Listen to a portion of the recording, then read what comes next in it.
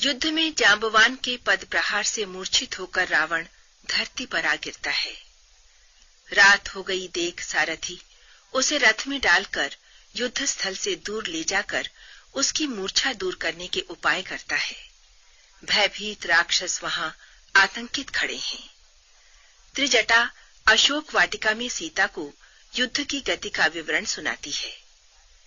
वाणों से कटने के बाद भी रावण के सिर और भुजाएं बढ़ने की बात सुनकर सीता उदास हो जाती हैं और माता के समान स्नेह देने वाली त्रिजटा से पूछती हैं कि किस प्रकार रावण का वध हो पाएगा। त्रिजटा कहती हैं कि हृदय में बाण लगने से वो मर सकता है, किंतु श्री रघुनाथ उसके हृदय को लक्ष्य इसलिए नहीं बनाते क्योंकि वहां उसने तुम्हारी छवि बिठा रखी है। लेकिन बार बार सिर कटने से उसका ध्यान तुम्हारी ओर से हट जाएगा और तब श्री राम वहां बाण मारेंगे।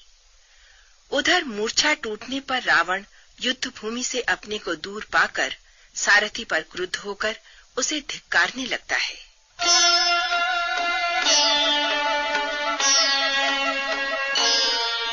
उरलात घात प्रचंड लागत विकल रथ ते मही परा कही भालु भी संकर मनम कमल बसे निसि मधुकरा मुरुचित बिलोकी बहुरी पद अति भालुपति प्रभु परिणयो निसि जानि स्यंदन घालिते तब सूत जतनु करत भयो।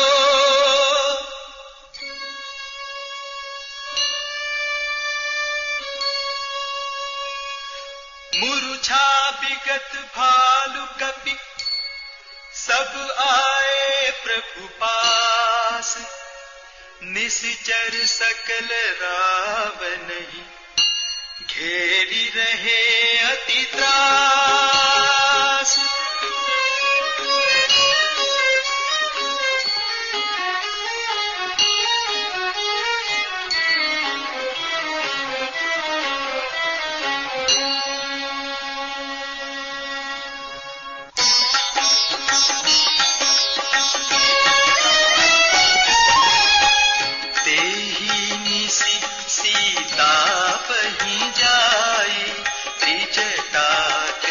सब कथा सुनाई सिर भुज बाढ़ी सुनत रिपु केरी सीता पुर भई त्रास घनेरी।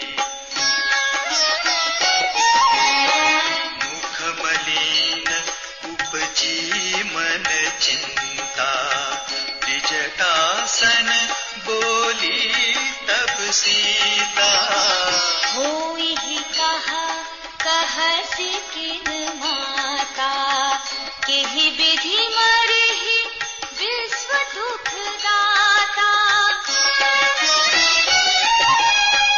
रघुपति सर सिर कटेहु न मरई विधि विपरीत चरित सब करई।